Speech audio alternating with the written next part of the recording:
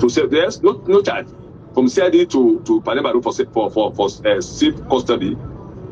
After 21 days, because I was like continuously harassing the prison officers, they said, okay, tomorrow you're going to court. Fought for what? I told them myself, I've never been charged. They said, no, you're going to court. I went to court. I met 25 count charge what was waiting for me. Without making the statement, I met 25 count charge waiting for me in court. At the magistrate's court number one. One boy was sentenced for 35 years in prison. When I was in jail, when they took me to prison in my separate cell on the 23rd of March, they want to set me up with a phone. They made an allegation that the boy was giving me a phone. The boy was so lucky. This Chief Justice is not my friend. He will never be my friend. But at that point, he did very well. They took the boy because, my case is like different to ONS, CISU, to CID, and they involved with judiciary, the Chief Justice come. Right. You are the one giving communicator phone. So they want to make Bill Mountain out of mode. The boy say, Chief Justice, he say, I'm here for 37 years. He say, I've just spent 7 years. So the Chief Justice say, what's it for which reason? Then the boy explained. Then he look at the law. He said, no, your maximum sentence is 3 years.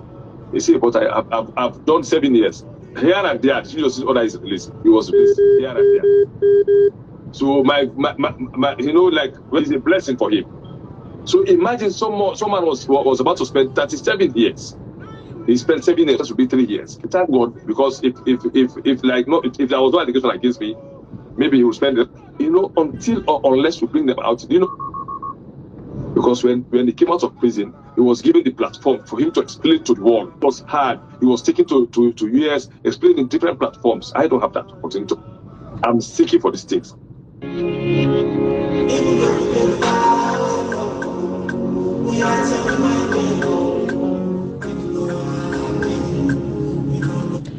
All right, ladies and gentlemen, so that was Comrade Koita telling us what happened to him. Guys, you hear that?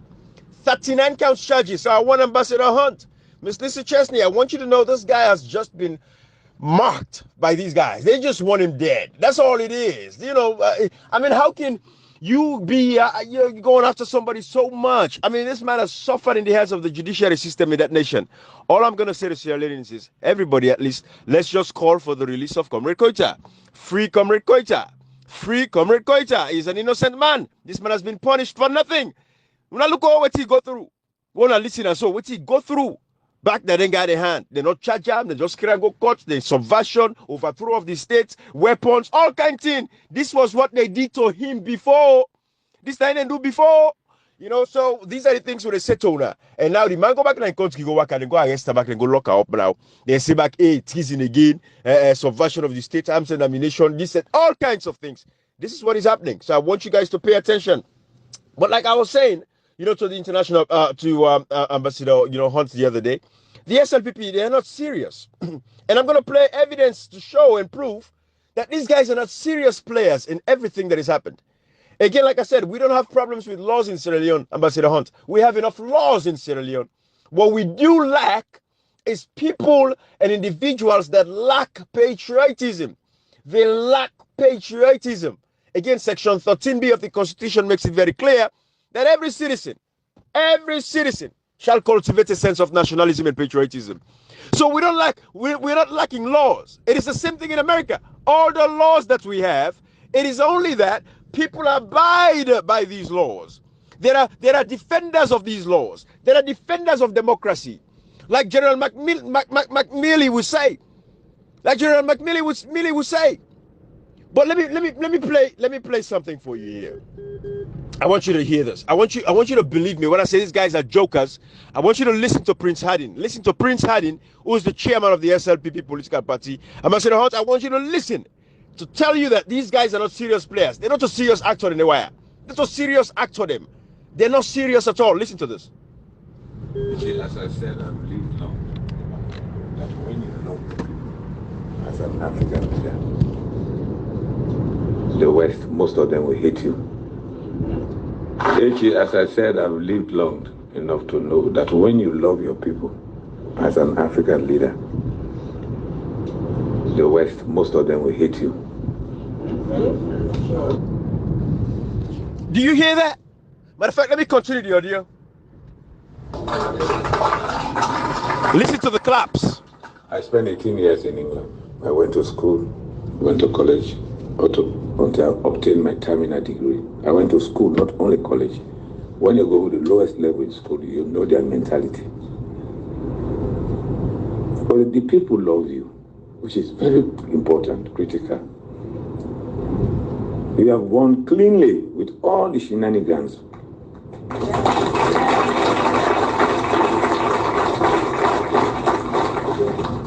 The question people ask, after murder bill, who?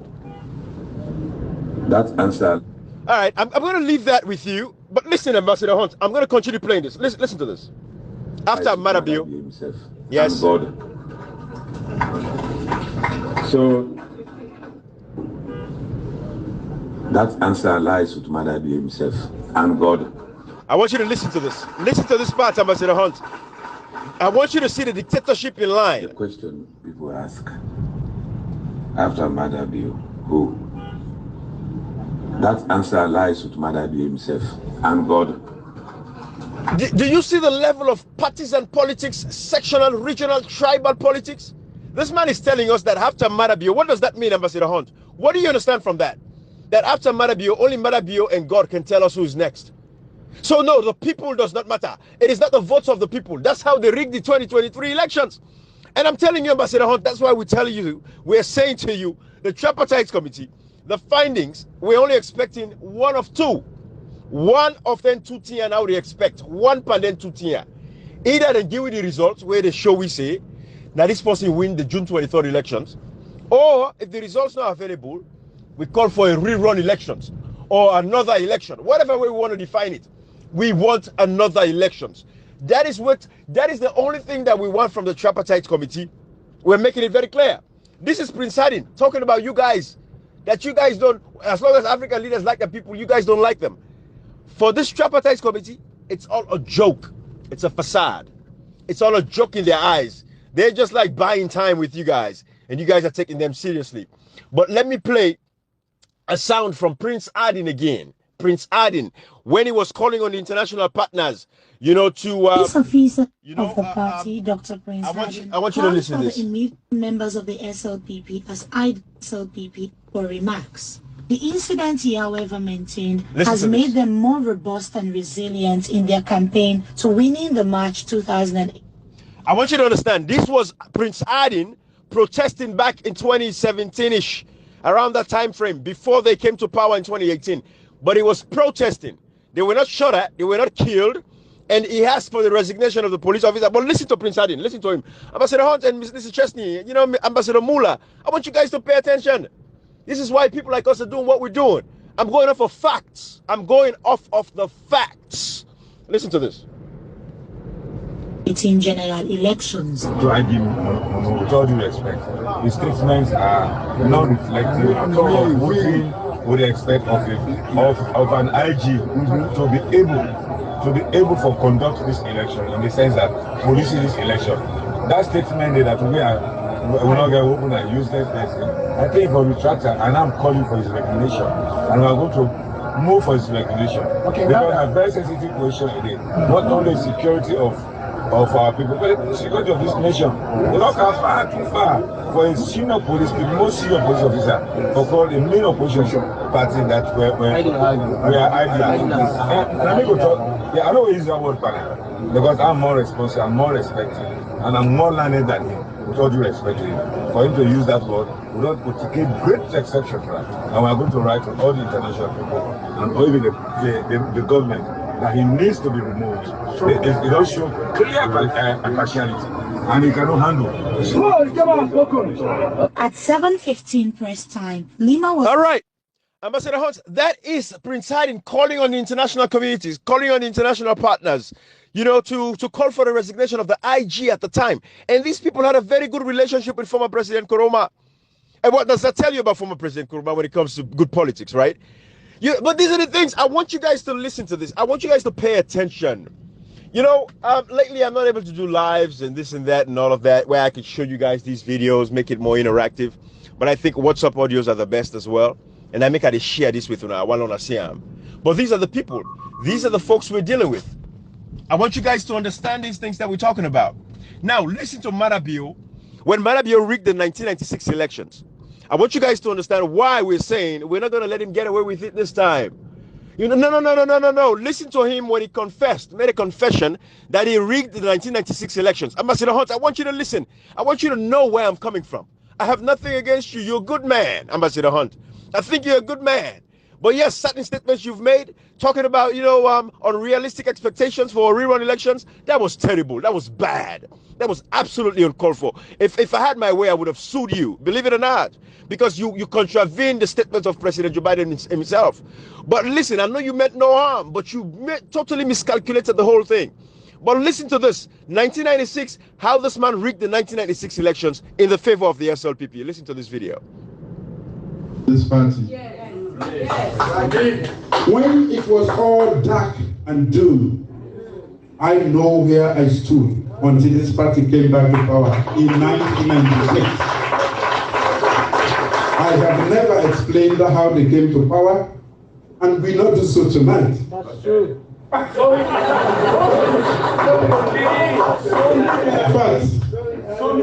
I know that they didn't just win. We didn't just win. I wasn't a part at the time of the party. I wore green, but a different green. I want you to listen to the side again. We didn't just win. I wasn't a part at the time of the party. I wore green, but a different green. We didn't just win. I wasn't a part at the time of the party. I wore green, but a different green. Thank you. Thank you, Ambassador Hunt. I wasn't a part at the time, but, we didn't just win. I wore a different kind of green. That means, of course, it was a military ruler. And Ambassador Hunt, when you go back and read the book of Dr. Abbas Chen Nobundu that I was reading, if you go to my Facebook page, you'll see the excerpt. I read that book, and it showed clearly where Abbas Bundu explained and narrated that from the top ranks of the NPRC at the time of the elections, who was the leader? Marabio. They authorized military officials to partake in the rigging of the elections of the 1996 elections. Yes, Ambassador Hunt, facts. I'm giving you facts. I'm not coming here to make up stuff. I'm not some little boy who does not know what they're doing. I'm giving you facts as it is, right now. Absolute facts. And this is why we say we are not going to tolerate this nonsense. And now, when you made the comment that you made about the fact that, oh, well, I don't, unrealistic expectations. That's what necessitated and gave this guy the gumption, to think that he can come up here and make this statement. Unrealistic expectation. That was it for us right there. But let me let you listen to President Joe Biden so you can understand where we're coming from. He says he's going to defend democracy. Listen to this. Important ways we can effectively enhance security and reduce violence is by seeking to improve the lives of the people all over the world who see that their governments are not serving their needs. Corruption fuels inequality, siphons off a nation's resources, spreads across borders, and generates human suffering. Is nothing less than a national security threat in the 21st century. Around the world, we're increasingly seeing citizens demonstrate their discontent, seeing the wealthy and well-connected grow richer and richer, taking payoffs and bribes, operating above the law, while the vast majority of the people struggle to find a job or put food on the table, or to get their businesses off the ground, or simply send their children to school. People have taken to the streets in every region to demand that their governments address people's basic needs, give everyone a fair shot to succeed, and protect their God-given rights. And in that chorus of voices across languages and continents, we hear a common cry, a cry for dignity, simple dignity. As leaders, it's our duty to answer that call, not to silence it. The United States is committed to using our resources and our international platform to support these voices, listen to them, partner with them, to find ways to respond that advance